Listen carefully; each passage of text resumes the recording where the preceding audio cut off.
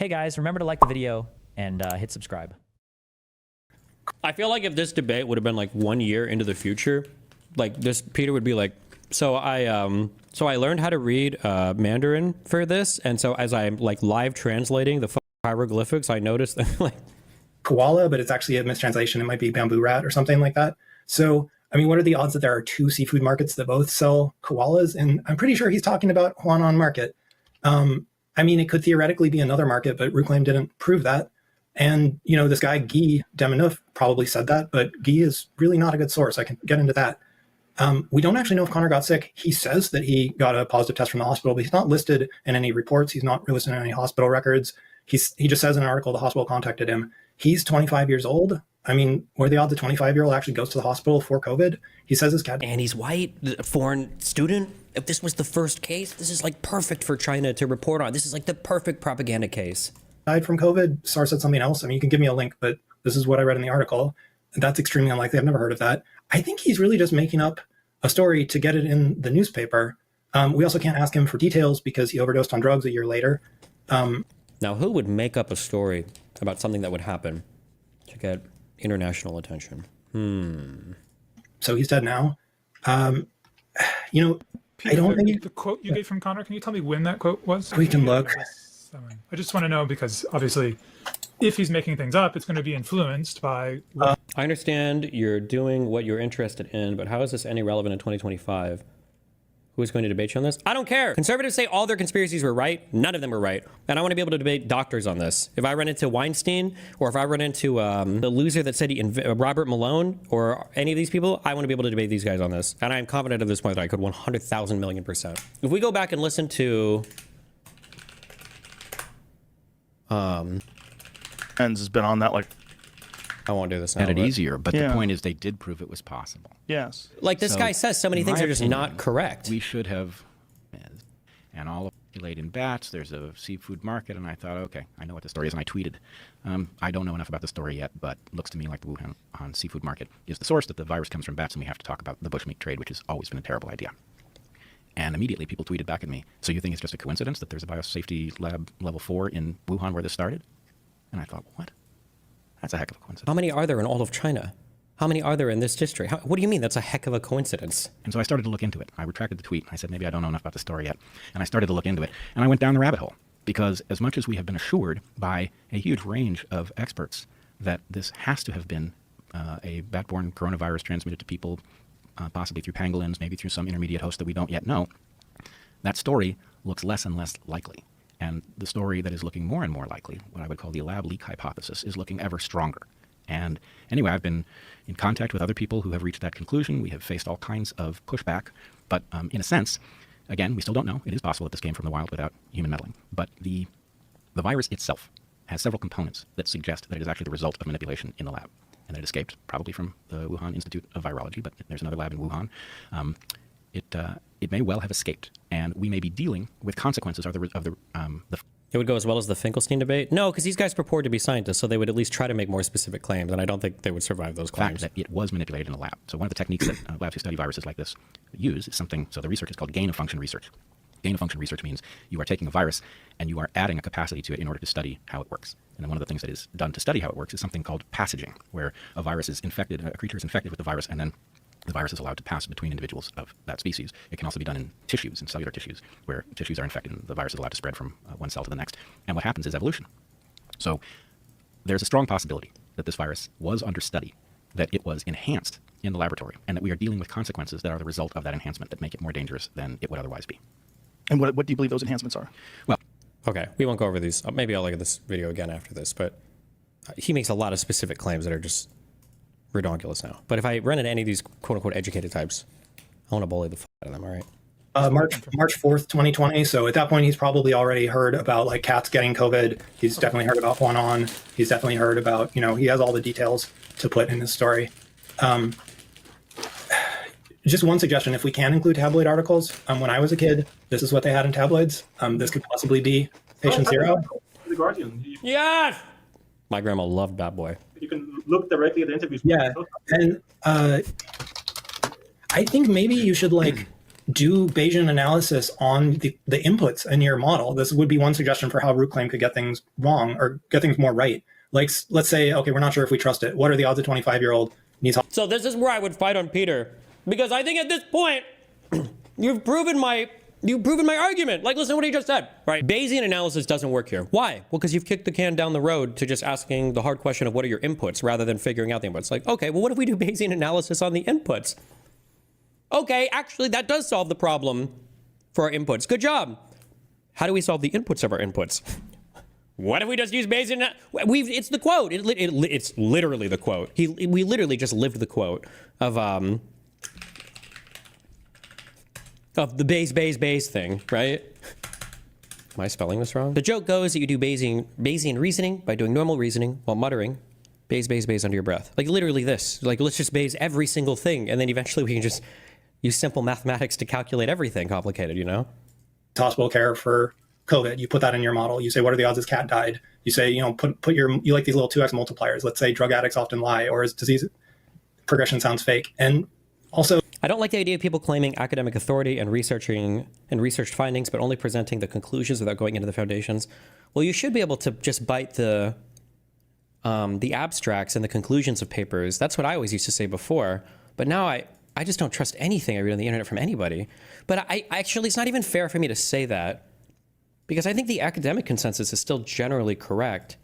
But none of these academics go on any of these shows and argue anything. So it's always just these crazy one-off doctors who are in opposition to the entire field. Since the most you've had to research to debunk a conspiracy, like for Epstein, 9/11, USS Liberty, some others, you were able to attack the thought process without getting into this much technical detail. But lab leak seems to require some sort of well, because here it really is like you're going on some, well, because on its face, you have two plausible explanations, I think. I would say any reasonable person getting only a smattering of the facts or some very basic facts about it. You have a novel coronavirus that leaked from a region on the planet that could both leak novel coronaviruses, but also has a laboratory that studies them in China, right? And like, you know, there's precedence for both of these types of events. But, I mean, on its face, plausibly, both of these things are likely. But the issue is that understanding the likelihood of each thing happening is incredibly complicated because of the domain of science that we have to get into to even ask this question. Now, in some ways, it's really cool. Like if you think about it, like we're looking at nucleotide sequences of a virus. The fact that like science testing has even evolved to the point, and that science, you know, like culturing and these PCR tests and everything have even evolved to the point where we can have that information. That's really cool.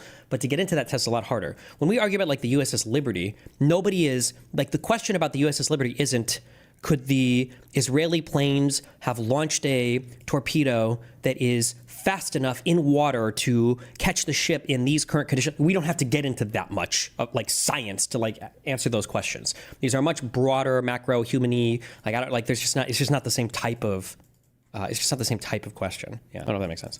So you have this model that at the time 150 people in Wuhan have COVID, maybe 1% speak English. So like you could have like one person that would be Connor, but it's pretty unlikely. And you should have like 100 interviews with Chinese people that, you know, sleuths would have found already. I think we basically need like a root claim within a root claim. Like you can't just trust the evidence that you like and say that that's 100% correct and therefore it supports your model. You need. For what it's worth, Peter later commented on Scott's blog that he was doing a little bit of trolling with his own Bayesian analysis to make fun of root claim. No, I know. Peter, I'm pretty sure what I just said, I'm pretty sure Peter would agree with it 100%, right? To like evaluate which sources are good. You know, because if you just say the WHO report is all wrong and Warby's a liar, but this Connor Reed guy, this proves the whole case. I don't think. To be more specific, you're talking about the Bayes relation problem. When you're doing any inference, you can always ask, how do you know the parameters are right for your inference? Bayes doesn't escape this, but just takes your inferences used under the same parameters and puts a stat to the evidence you are giving. Anyone claiming the parameter for your inferencing changes is wrong. The Bayes relation doesn't change. Sure? Okay. I think that's a great way to solve it. Yeah, so I'm not saying Connor is 100%. I'm saying there are many ways where this can fall. So Connor Reed is one, Chen is one, the genetics is one. So there are a lot of things where the market needs to hold in order to survive. All of these legs need to be correct, right? All the data right. coming But there. if a single one of these was correct, it would have already been proven. That's kind of the thing. All you would need is one accurate case in the last 4 years. Like I wouldn't believe the market origin if you had like an actual positive test before the market. I mean, that would disprove it. The fact that Yep, and that's it. That would almost be dispositive, right? Maybe if it was a day earlier and it was a person who visited the market, maybe you could argue around the edges. But like, that's why I was saying that one kid, if he was sick that early, although actually, wait, maybe that wouldn't disprove it because that guy said he visited the fish market. So maybe that wouldn't be the best example to use there. Although he flew back, that would make things weirder. But if you had a positive case early that wasn't from the market, it would be huge. Yeah, it would just be massive. you have not found that patient in 4 years of searching, that alone is strong evidence that the market case is good. Right, but because you're relying on a source that wants it to be. The source what? China wants the market to be. No, they don't. They don't say it's the market. They say it came from outside China. They would fake. Like the fact that he thinks that without showing it anywhere is wild to me.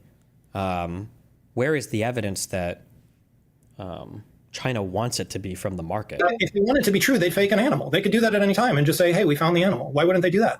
So that's not how fabrications work. But That's not how what works? That's not how fabrications work? What do you mean? And just say, "Hey, we found the animal." Why wouldn't they do that? So that's not how fabrications work. But Also, what is the audacity of him saying that to Peter, who is clearly, and he's even admitted in this very video that Peter's dug way more into the foundations here. What would prevent them from doing that? Hey, we found a novel virus that's like two unimportant nucleotides off of SARS-CoV-2 in this animal. Publish, boom. Like, how could you even fight that if they wanted to fake that research? I'm not even sure how you could. Let's not go. I mean, this will be an endless discussion. I'll try to. So quickly, the things you showed there about Connor Reed in your mini probabilistic model, these are all confirmation bias. So there probably were multiple 25-year-olds that got sick. They just didn't go to the hospital and have. But there's 150, so the odds that one speaks English is like 1.5. That's how many you have in your model. You already came up with numbers of how many people are sick. So we already know there's not going to be 100 Connor Reeds. If your math wouldn't work. One to go to, it's not like he died. He just went to the hospital because he didn't feel well. He got. Yeah, but how often does a 25-year-old go to the hospital for COVID if you have one Connor Reed? It was a few hours in the hospital, right? It doesn't matter. Why is he to go to the hospital? Period. As a 25-year-old young person who's probably reasonably healthy, we didn't see any pre-existing conditions. He's healthy enough to travel internationally. Pretty sure they vaccine you and do some kind of basic health screening. Well, if he was just a student, well, they might actually. I don't know. Like, there's no why. Like, the chances that he would even go to the hospital, even that is like fairly low. And how does the hospital know he had COVID then? Because this is November before they had COVID tests. Yeah, because they retrospectively took his checked his sample. So he went for 4 hours and they saved a sample and then it tested positive later. And then they didn't record this in any papers because China is lying. I don't know if it's not recorded in any papers. I don't. How could you not know that? You don't know if the first case ever of SARS-CoV-2, of which there's a guy where there's been at least 4 articles written about him, has been recorded anywhere? Nobody's followed up on this? Like, in my opinion, that statement alone is immediately disqualifying you from the conversation. That's just, it would be like me asking an astronaut, have we ever found life on another planet? And they're like thinking like, let me think. I'm trying to think if we might have found life on another planet before. Like, that's just like or like asking a physicist, like, oh, have we ever like measured something and we see that stuff travels faster than light? It's like, I'm trying to think. We might have. I think there might have been a paper a few years. It's just like one of those claims. It's like, how can you not know this? That's just such a fantastic thing to be ambivalent. No, that's mean. What's the word I'm thinking of? Where you're like indifferent on a thing? Oh no, yeah, ambivalent. Yeah, to be ambivalent on. Not even ambivalent. To be like clueless on. It just doesn't make any sense. Record this in any papers because China is lying. I don't know if it's not recorded in any papers. I didn't. It's not. Otherwise, he'd be in the government reports and he'd be patient zero. Okay, yeah, but again, you've seen how many mistakes they have in the early cases, right? You've seen Chen, you've seen the familiar cluster. This is not reliable data. There are many errors there, and Connor is somewhere where you want an error to happen. So anyone can take him out if because it points to value.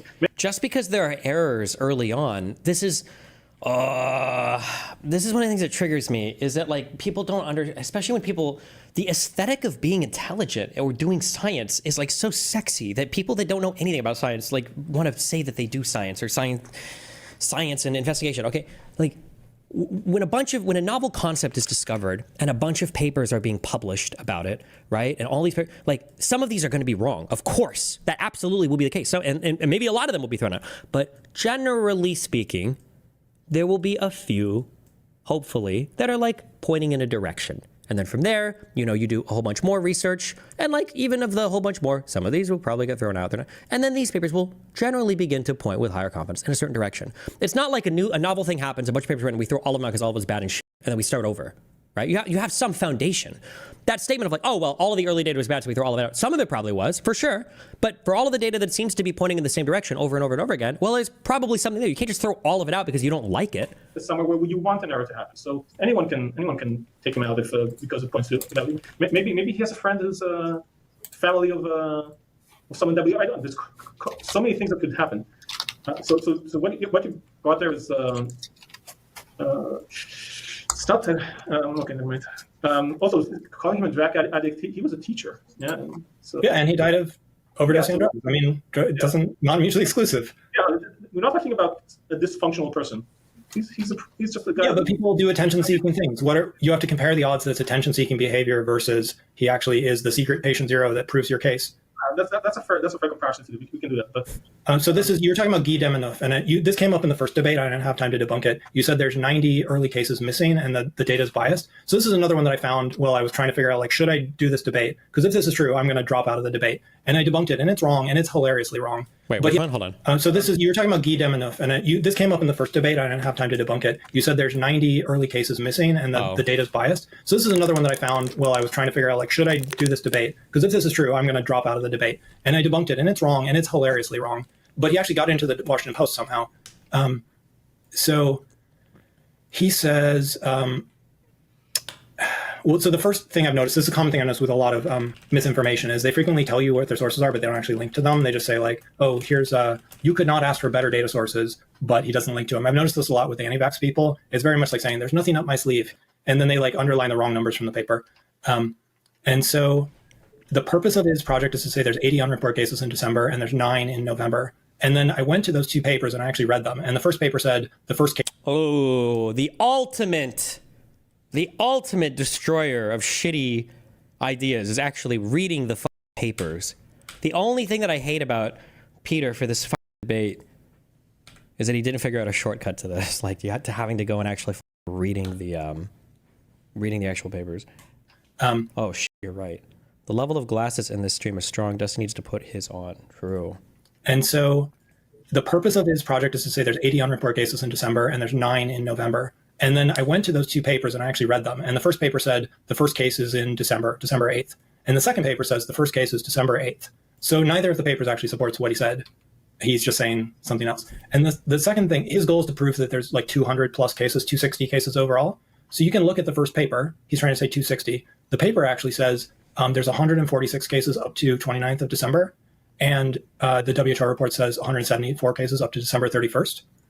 So that matches. You can the paper actually gives this map, which shows that like Huanan is the epicenter, just like every other data source. And so I went and talked to him on Twitter and said, these two papers say it starts in December 8th. No. How does that prove there's cases in November? And he says that it's the text says one thing, but the figures are trying to hide the key data. Between what they usually say in their opening statements, repeat official line, and what they show, there is a big difference.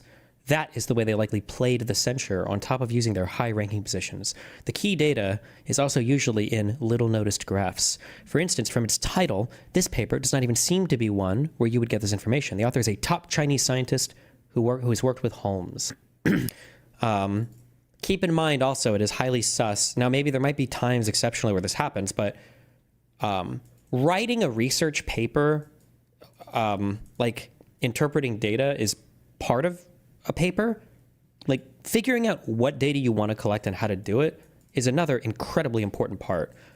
It is quite exceptional, unless you've spotted like an easy math error or something like that. But it's the exceptional thing to say, I trust this scientist's ability to gather data, compile it into some readable format, present it to everybody, and then to draw their own conclusion of the data. To do all of that, but I don't trust any of the conclusions that they draw from it. I think that's all wrong. I think they've fucked that up horrendously. And it's like, damn, it's crazy that you would trust all of the earlier parts of the methodology, the collection of the data, and the presentation. If you trust all of that, you don't trust their conclusions at all. Now, there are times where you can show that like, oh, look, this person made a computational error, which I think has happened even with some COVID-related stuff. This person, they like added a zero, they carried, or they fucked up or whatever, which can happen, sure. But to say that they're just like flat out wrong without being able to demonstrate an error like that, I think is quite exceptional. And so what he's actually done is that there's a bunch of papers that they divide up the cases into lab confirmed plus clinically diagnosed. So it'd be like, 100 lab confirmed plus 70 clinically diagnosed. I might have those backwards, and that's 170. But then another paper just says 170 confirmed cases to use the total. So he noticed that if you misread one paper and read the word confirmed to mean lab confirmed, and then add the numbers from the other paper, you get a bigger number. So that's why the 90 come from. That's super cringe if that's the case. Oh, hey, what did we just run into? What issue did we just run into that we just talked about earlier? Now, this isn't a meta-analysis, right? However, this is an example of combining two different data sets in an inappropriate way. Now, here it's super inappropriate. And then trying to say that you have a larger data set than you actually have, right? Assuming he really did, assuming Peter's not lying, it didn't up here. He just double counted 90 cases across the two papers. It's this clever sleight of hand. It took me a couple hours to figure this out. And you can tell, if you map the numbers from the paper, they match the WHO report. It's actually good data. And you can map all the numbers from all these papers and they match up perfectly. And then even after that, he's had to add these numbers to get what he wants.